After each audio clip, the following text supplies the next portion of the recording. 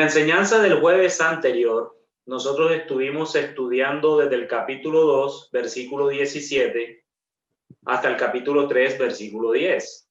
Y pudimos ver que la fidelidad de Dios produce el deseo de estar juntos.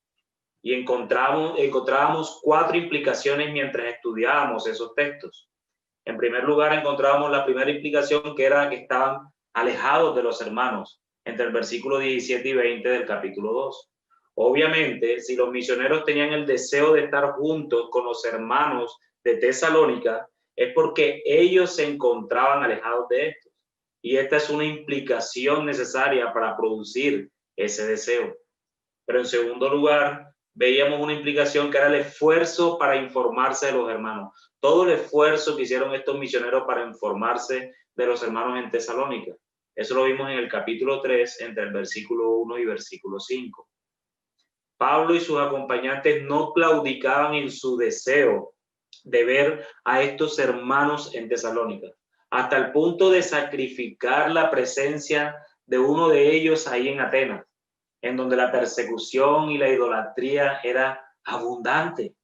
Esto no importó a Pablo y Silas y colocaron el amor que tenían por los tesalonicenses antes que su propio beneficio de tener a Timoteo entre ellos. En tercer lugar, vimos el gozo y la consolación al saber de los hermanos, al momento que Timoteo regresa con el informe de cómo estaban pasando estos hermanos en Tesalónica. Eso le produjo un gozo y una consolación a Pablo y a Silas. Valió la pena el sacrificio, habrá dicho Pablo y Silas, cuando Timoteo trae ese informe de que a pesar de toda la persecución que estaban viviendo estos hermanos, perseveraban en la fe, tal vez con sus deficiencias de ser neófitos, de ser nuevos creyentes, pero la fidelidad de Dios se mostraba sobre ellos, y esto confrontó o reconfortó más bien a Pablo y a Silas hasta el punto de poder manifestar: porque ahora vivimos si vosotros estáis firmes en el Señor. Y en cuarto lugar, vemos el ruego para encontrarse con los hermanos, más allá de la acción de gracias que Pablo levanta al Señor por ese amor que tiene por los tesalonicenses y porque ellos se han mantenido firmes gracias a la fidelidad de Dios. Aún así, Pablo ruega en el versículo 10 del capítulo 3, Pablo ruega para volver a encontrarse con ellos. Si bien entonces las buenas noticias abrumaban el corazón en acción de gracias a Dios de estos misioneros, esto no fue impedimento para querer estar con ellos prontamente. Y por ello Pablo y sus acompañantes insistían orando al Señor de día y de noche para estar juntos con los hermanos de Tesalónica. Y nosotros, amados hermanos, no debemos estar en diferente condición de la de estos misioneros en este momento. Sin embargo, hermanos, el deseo intenso de Pablo, Silas y Timoteo de estar con los hermanos de Tesalónica no los llevaba a cometer locuras, sino que más bien los llevó nuevamente, otra vez acudieron a la fidelidad de Dios y saber que esta fidelidad preserva a los suyos. Y es así como se titula nuestra enseñanza en el día de hoy: la fidelidad de Dios preserva. Y quiero que veamos estos textos que acabamos de leer ahorita. Leídos, quiero que lo que acabamos de ver lo veamos a la luz de 3 encabezados. La fidelidad de Dios preserva, en primer lugar, para buscar su dirección. La fidelidad de Dios preserva, en segundo lugar, para amar al prójimo. Y la fidelidad de Dios preserva, en tercer lugar, para perseverar hasta el fin. Entonces comencemos con nuestro primer encabezado. La fidelidad de Dios preserva para buscar su dirección. Versículo 11. Mas el mismo Dios y Padre nuestro y nuestro Señor Jesucristo dirija nuestro camino a vosotros. Cuando queremos emprender algo, cualquier acción, cualquier proyecto, cualquier deseo que tenemos, aun si este deseo es genuino y sabemos que glorifica a Dios, muchas veces lo hacemos sin su propia dirección. Es el caso que estamos viviendo en estos momentos. Por causa del distanciamiento social que este país está sufriendo, no nos podemos congregar. El gobierno aún no autoriza que las iglesias se reúnan. Y si bien algunos pueden hablar de persecución, otros pueden hablar de prudencia. En sí mismo no es a lo que me estoy refiriendo. Más allá de lo que hagamos como un cuerpo local, como iglesia local, debemos hacerlo con la dirección de Dios. Normalmente en nuestra vida cotidiana, cuando emprendemos algo, muchas veces apelamos a nuestras emociones, al cómo me siento, al cómo me desperté, al qué tan contento estoy o no. Pero no es lo que el apóstol Pablo nos enseña aquí. Acabamos de ver la semana pasada que oraban insistentemente a Dios de día y de noche para poder ver a los hermanos en Tesalónica. Y esto debe ser una realidad de nosotros también. Orar fervientemente o ferviente e insistentemente a Dios para poder reunirnos pronto.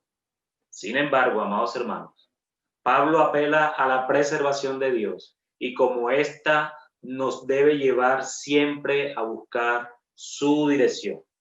No es solo un deseo ferviente de querer encontrarnos, sino hacerlo buscando a Dios y que sea Él guiándonos para hacerlo de tal manera que su nombre sea glorificado. Y esto no tiene nada que ver con las disposiciones que el Estado tome al respecto de las iglesias. Pues bien sabemos de quien gobierna en la iglesia es Cristo y no es el Estado. Por eso Pablo comienza diciendo, mas el mismo Dios y Padre nuestro y nuestro Señor Jesucristo. Los misioneros tenían bien claro de parte de quién y delante de quién iban siempre. Iban de parte y delante del Dios y Padre nuestro y de nuestro Señor Jesucristo. El hecho de que fuera apóstol, el hecho de que Jesús mismo lo encomendó, lo envió, aún así se le nota la dependencia y la propiedad de Pablo hacia el Dios Trino. Es decir, la dependencia que él tiene hacia el Dios Trino.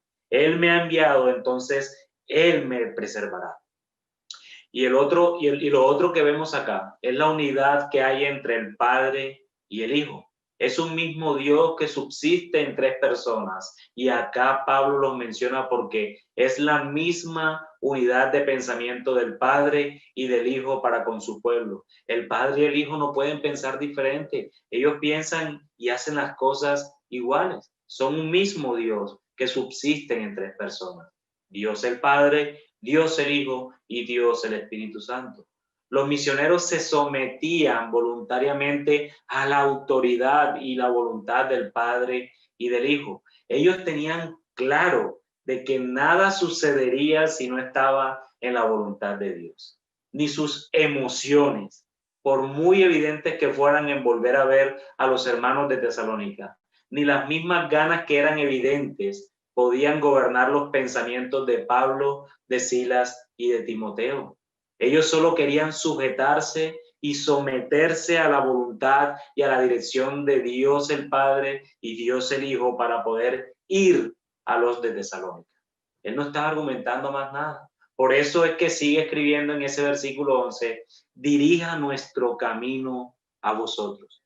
Que el Dios y Padre y nuestro Señor Jesucristo dirija nuestro camino hacia vosotros. Los misioneros no necesitaban algo adicional a la dirección misma de Dios para poder hacer su soberana y propia voluntad. Me imagino que esto hacía parte de las oraciones de estos misioneros, orar al Padre y al Hijo, dando gracias por los hermanos de Tesalónica, por su constancia, por su elección, por sus vidas. Dan gracias porque a pesar de la oposición, estos hermanos se han mantenido firmes y adelantes.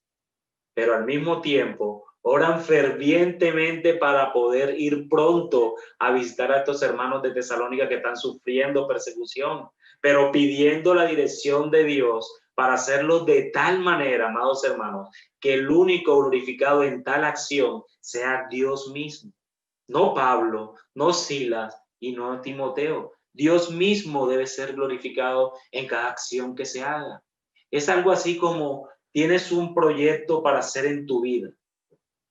ruegas a Dios que te ayude con este proyecto. Y si tú sabes que este proyecto es para su gloria, entonces debes saber que está en su voluntad que esto pase.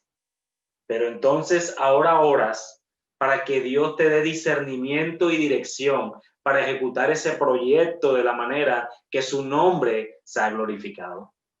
Dios nos preserva, hermanos, de tal manera que hasta nuestros pensamientos son direccionados hasta el punto de tomar decisiones para ejecutar su voluntad de nuestras vidas para su gloria. No es para la gloria nuestra, amados hermanos. El jueves pasado fuimos exhortados a que el deseo de vernos fuera tan ferviente como el de estos misioneros por los hermanos en Tesalónica. Y este mismo deseo es el que nos debe mover a orar a Dios para que nos guíe para hacerlo. Tal vez tú me digas, mi hermano, pero ¿cómo nos reunimos si el gobierno aún no nos autoriza? Y tal vez tú tienes razón. Y tampoco quiero hacer una apologética de alguna posición en cuanto al Estado, porque no se trata tampoco de inducir tu libre conciencia en Cristo. Sin embargo, no es la única manera de vernos. Eso sí te lo puedo decir. No es la única manera de vernos. Y yo te pregunto, amado hermano, desde el jueves anterior, desde el jueves pasado hasta hoy, ¿has rogado al Señor que te dé dirección o discernimiento para poder ver a tus hermanos de iglesia bíblica de la ciudad? Estuvimos siendo exhortados el jueves anterior. Tenemos el deseo, sí, pero ¿será que le hemos pedido dirección a Dios? Discernimiento, rogando al Señor para que nos llene de sabiduría, porque ese deseo yo quiero que se cumpla, porque yo sé que encontrarnos con mis hermanos está en la voluntad de Dios. Por lo menos has llamado a tus hermanos para informarte de ellos, así como Pablo y Silas sacrificaron la presencia entre ellos de Timoteo para enviarlo a Tesalónica a pesar de toda la persecución que ellos estaban padeciendo en Atenas. No le importó. Su importancia, su deseo era saber qué estaba pasando con esos hermanos en Tesalónica. Y tú, hermano mío, ¿has llamado a tus hermanos para informarte de ellos? ¿Has orado a Dios para que dirija como estos misioneros, para poder encontrarte con tus hermanos de la congregación? Hermanos, así sean 10 minutos.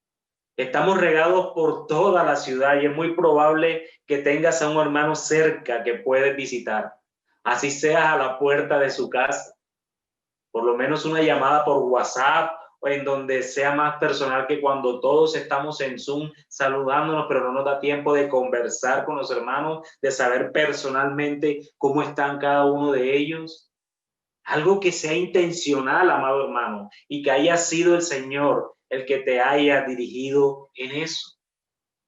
Meditemos en ello, amados hermanos. Meditemos en ello. El deseo expresado aquí en forma tan conmovedora es que nuestro Dios y nuestro Señor dirija nuestro camino hacia vosotros. Esa es la misma intencionalidad que debemos tener nosotros con nuestros deseos. Muchas veces nos esforzamos más en buscar alternativas para cumplir tal vez con algún proyecto e incluso por fuera de la voluntad de Dios. Insistimos en que algo, en que nos salga algo, en que nos salga algo que no sale y no buscamos la dirección de Dios en ello. Pero en esto, en querer juntarte con tus hermanos, en querer encontrarte con ellos, el desear estar juntos, muchas veces mermamos en nuestras intenciones.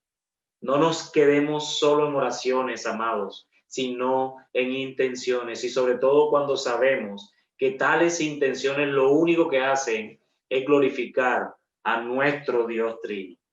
Es buscar su gloria, amados hermanos, y buscar su gloria es hacer su voluntad, como lo estudiamos ahorita el martes en nuestro discipulado. Eso es hacer que sea manifestada su gloria, es hacer su voluntad.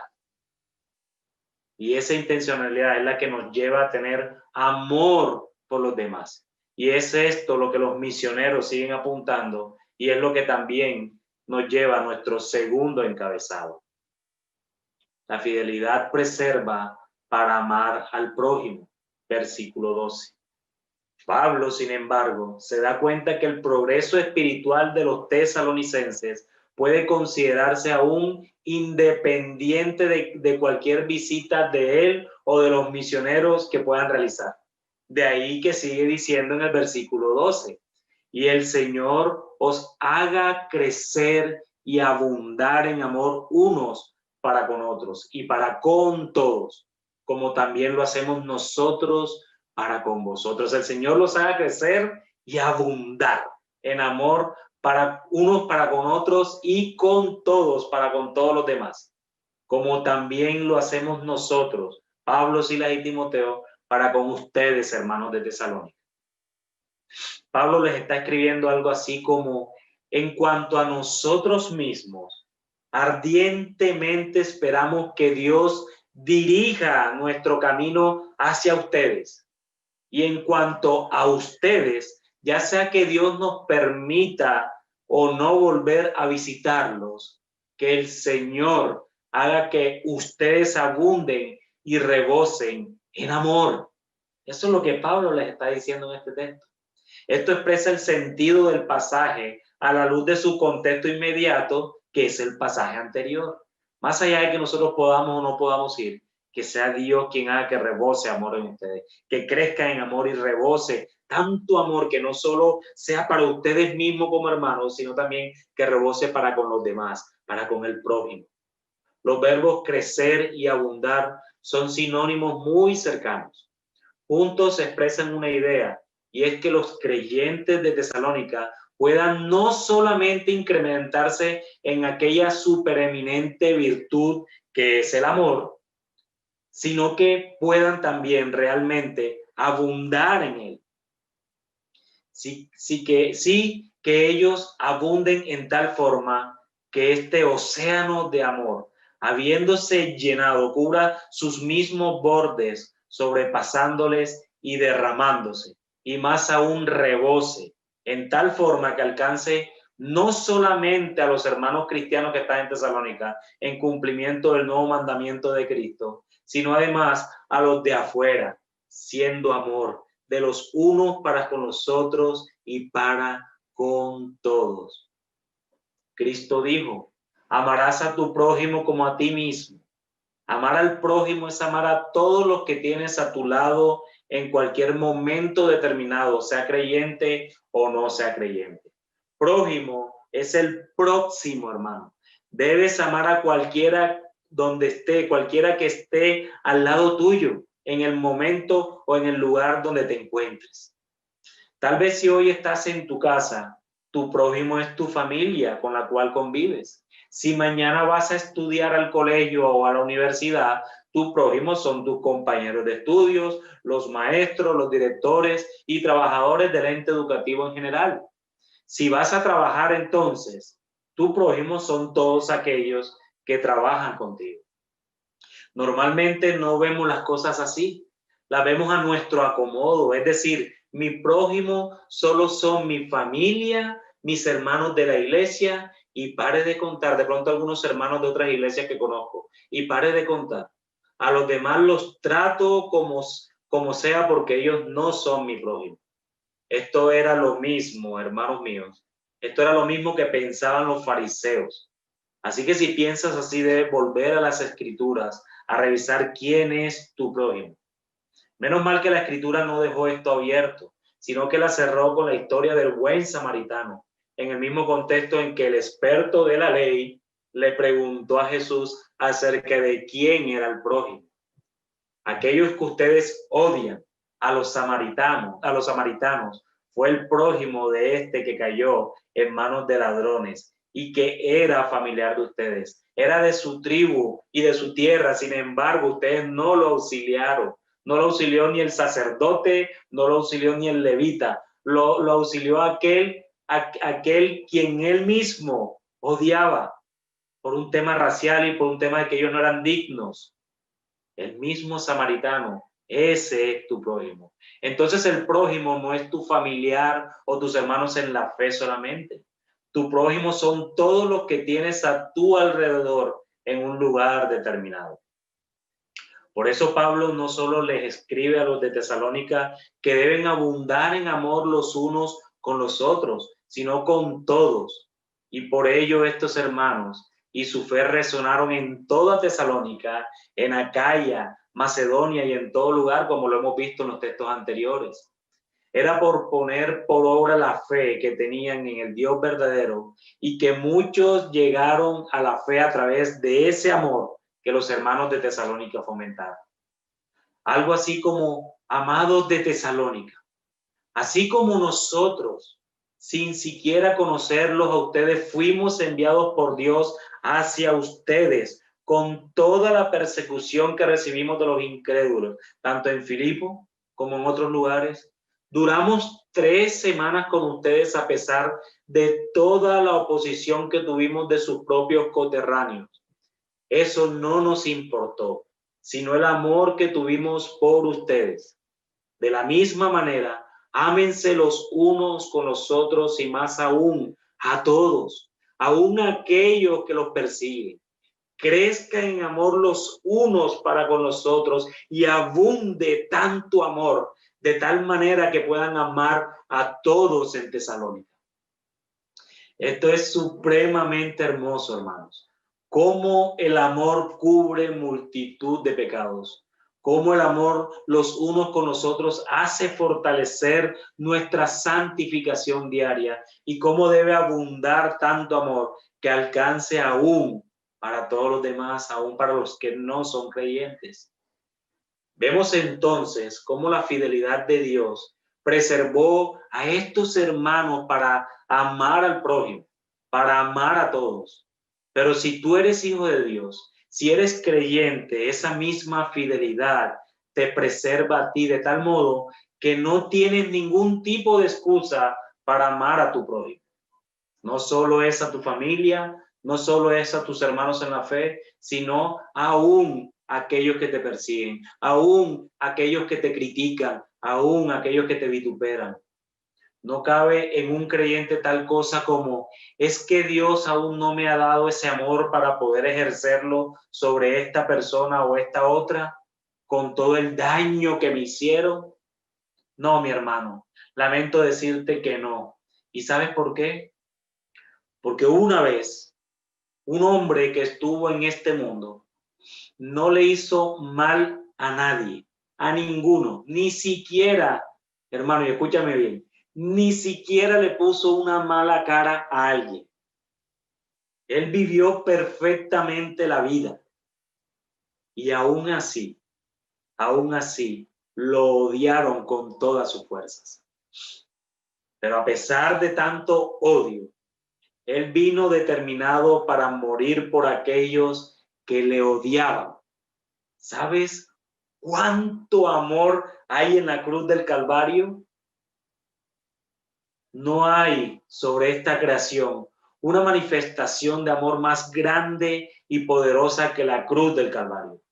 Así que, hermano mío, cuando creas que aún no te sientes preparado para amar aún a aquellos que te han hecho daño, solo mira a Jesús.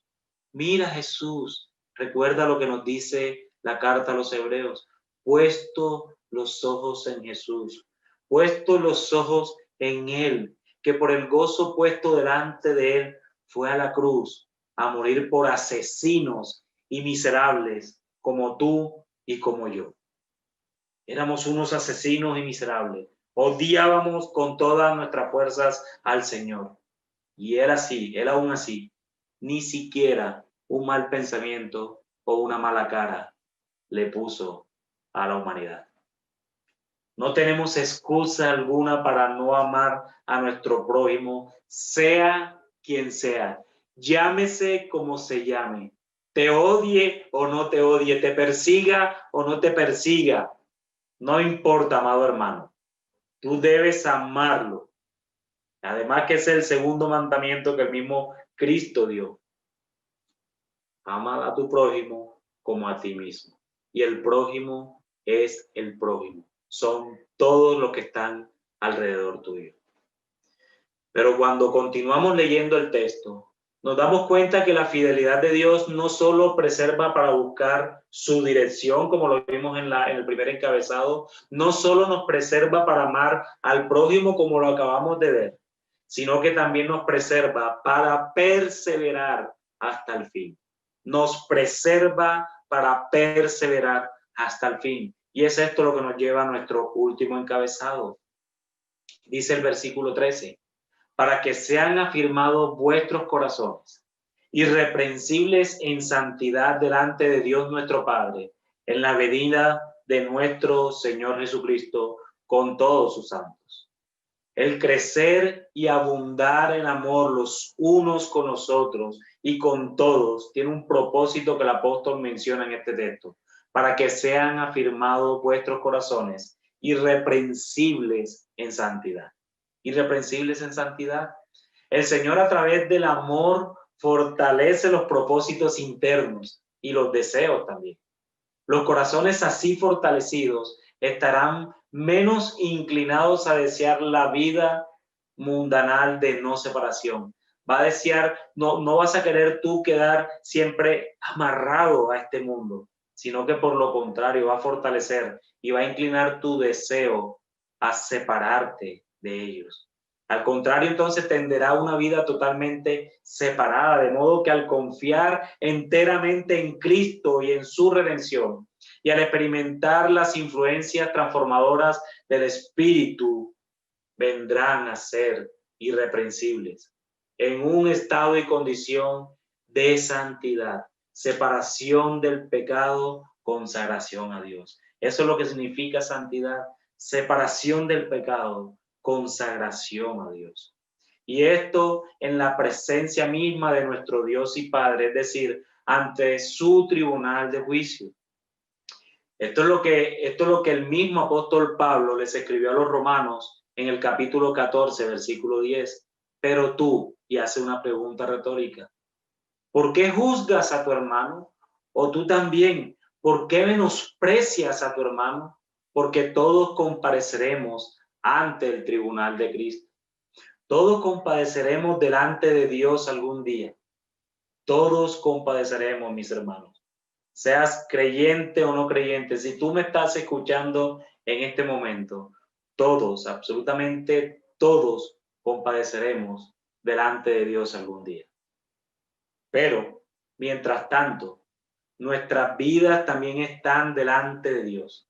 Recordemos que vivimos delante de un Dios que es omnisciente, es de los atributos más hermosos que hay, pero este atributo realmente nos debe poner a temblar.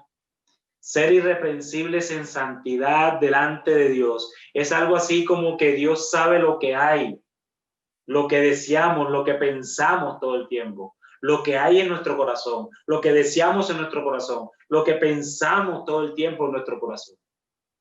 Las cosas que nadie puede ver ni oír de nosotros, Dios sí las ve, porque Él es un Dios omnisciente y es un Dios que lo sabe todo, absolutamente todo de nosotros. No hay un rincón donde tú te puedas esconder y que Dios no te vea.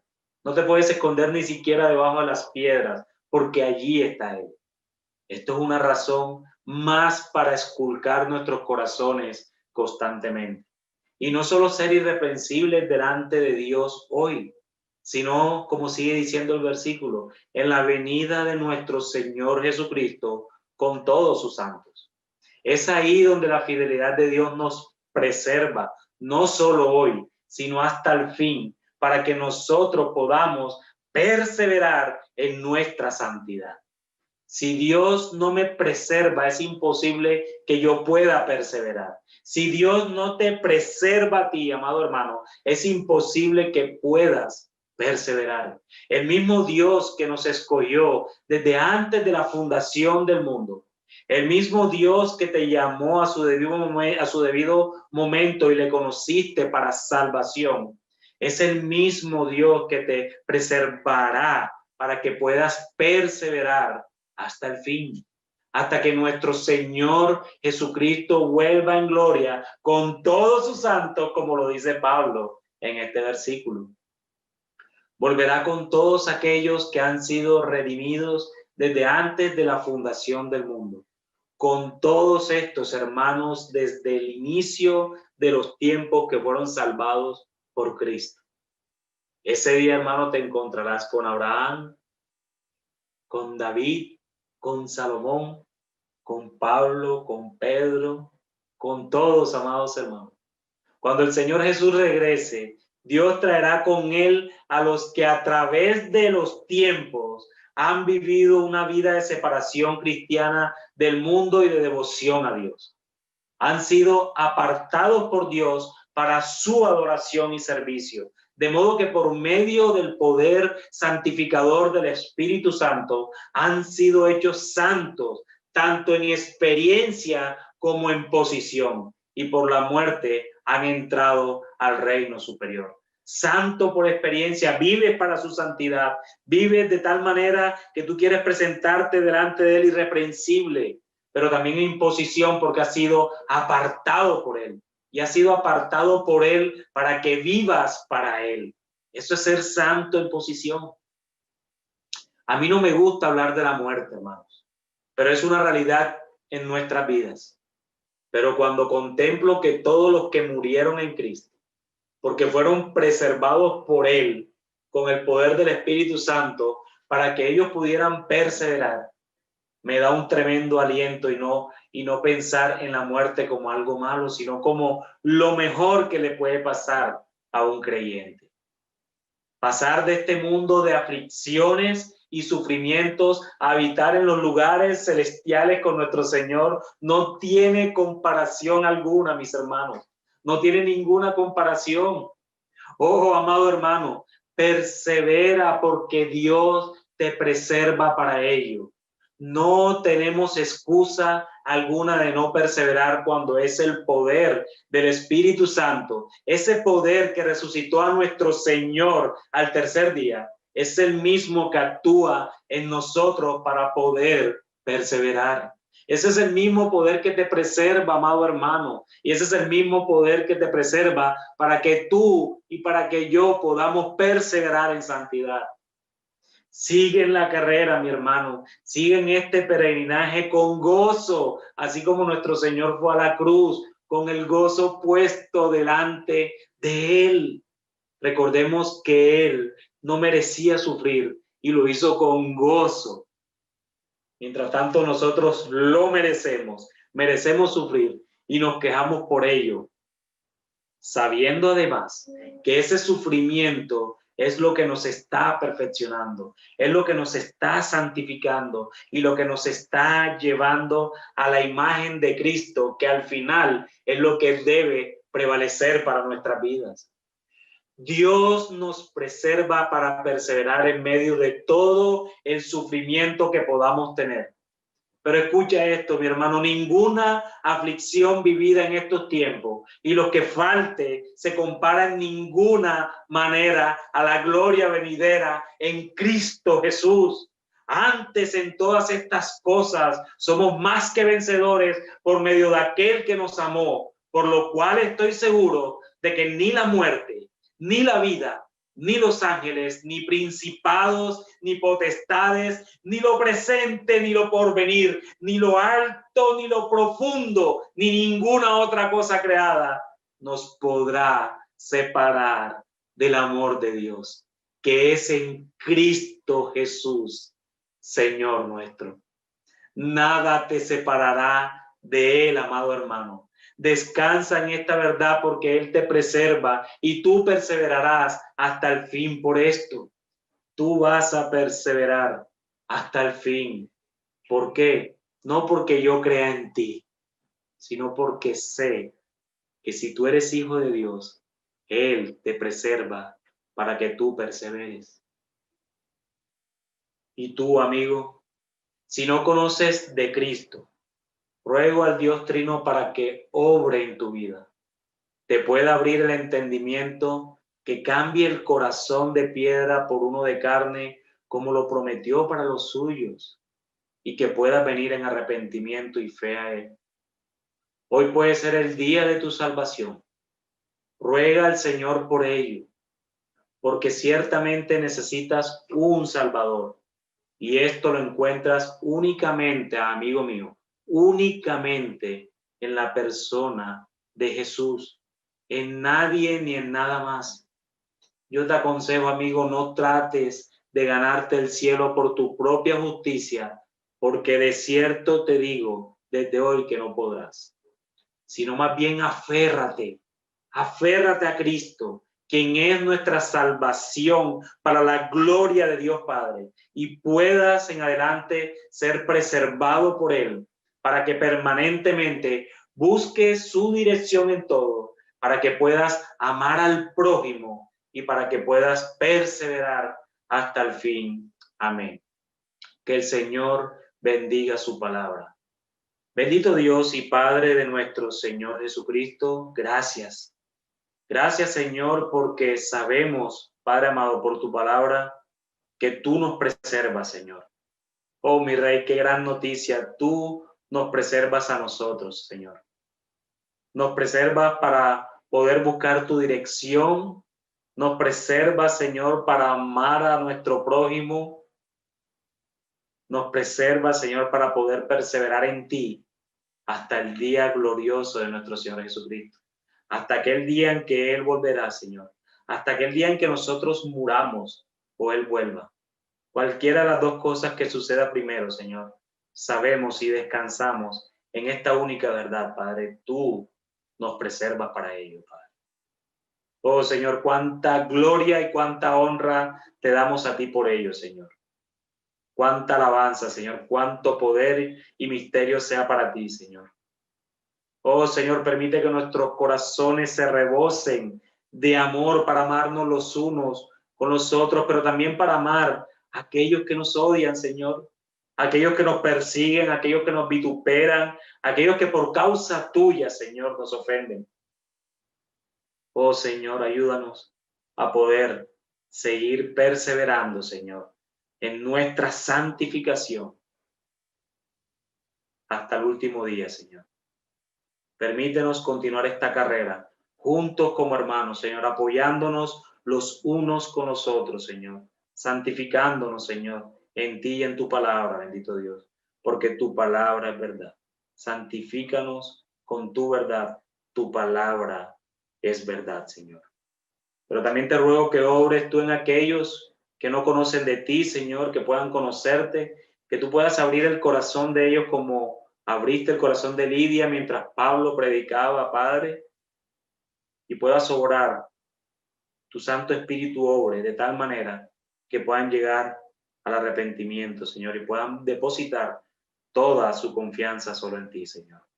Es una súplica que te hacemos, Señor, y la hacemos únicamente en virtud de la obra de nuestro bendito, santo, justo, amantísimo, bueno, misericordioso Señor Jesucristo, y para tu gloria con la ayuda del Espíritu Santo. Amén y